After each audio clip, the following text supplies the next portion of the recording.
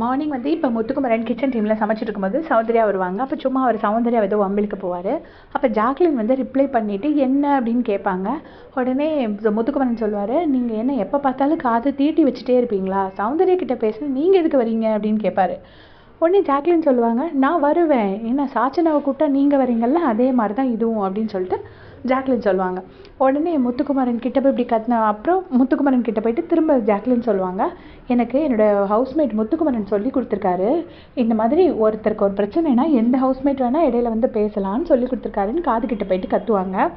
உடனே வந்து முத்துக்குமரன் சொல்லுவார், ஏம்மா காது கிளியிற மாதிரி கத்தாதம்மா, காதில் கேட்குற மாதிரி நீ சொன்னால் போதும் அப்படின்னு சொல்லிட்டு சொல்லுவார்.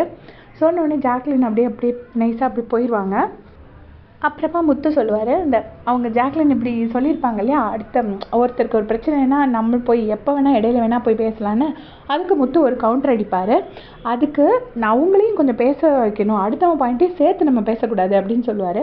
உடனே அதுக்கு ஜாக்லின் சொல்லுவாங்க, உங்கள் அளவுக்கெல்லாம் அடுத்தவனை பேச விடாமல் நான் ஆக்கலை முத்து அப்படின்னு சொல்கிறாங்க. எதுக்கு எப்போ பார்த்தாலும் இப்படி வன்மத்தோடையே இருக்காங்க முத்து மேலே நமக்கு தெரிய மாட்டேங்குது. உடனே முத்துக்குமரன் சொல்கிறாரு, ஆமாம் பரவாயில்ல, அப்படி தெரிஞ்சால் ரொம்ப சந்தோஷம்தான் அப்படின்னு சொல்கிறாரு. உடனே ஜாக்லின் அப்படியே நைஸாக போயிடுறாங்க.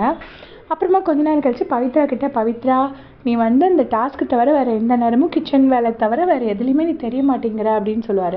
உடனே உங்களுக்கு யாரையாச்சும் வம்பிழுக்கிறதே வேலை, அப்போ அதை பார்த்தீங்கன்னா ஜாக்லினை வம்பிழுத்துட்டு இருந்தீங்க, இப்போ பார்த்தீங்கன்னா என்ன வம்பிழுத்துட்டு இருக்கீங்களா அப்படின்னு சொல்லுவாங்க.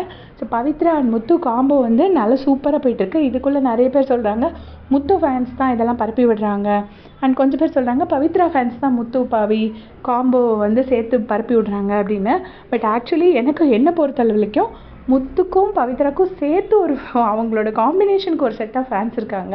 அந்த கிச்சனே வந்து சண்டை இல்லாமல் ரொம்ப ஸ்மூத்தாக போகிற மாதிரி பார்க்குறதுக்கு. ஸோ அந்த ஃபேன்ஸ் தான் அந்த பவித்ரா முத்து எடிட்ஸ்லாம் போடுறாங்க அப்படின்னு நான் நினைக்கிறேன். உங்களோட கமெண்ட் சொல்லுங்கள்.